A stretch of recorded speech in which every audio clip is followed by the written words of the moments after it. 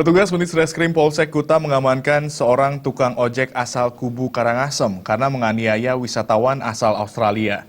Tersangka menganiaya korban dengan sebuah papan kayu daftar menu makanan.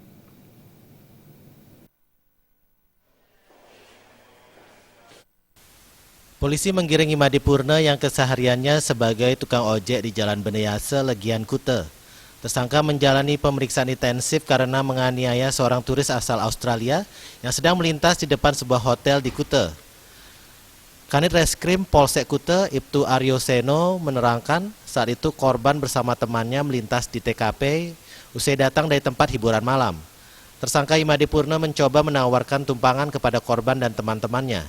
Diduga karena dalam kondisi mabuk, teman korban mengeluarkan kata-kata kotor terhadap tersangka, sehingga membuat tersangka emosi dan memukul teman korban. Sementara itu, korban yang mencoba membela temannya juga ikut terkena sasaran pukulan tersangka. Selain itu, tersangka juga menganiaya korban dengan sebuah papan kayu daftar menu makanan, hingga membuat korban terluka. Nah, karena mungkin tersangka tidak terima, akhirnya pertama tersangka memukul Michael Witten satu kali dengan tangan kanannya. Lalu Michael Witten balas memukul dan mendorong tersangka. Anak tersangka marah, maka di depan Kuta Beks tersebut ada papan menu dari sebuah restoran. Diambillah papan tersebut lalu dipegang dan kedua tangannya digunakan untuk memukul dari korban Michael Witten tersebut. Kepada polisi, tersangka mengaku tidak mengenal korban. Tersangka emosi lantaran mendapat kata-kata kotor dari korban.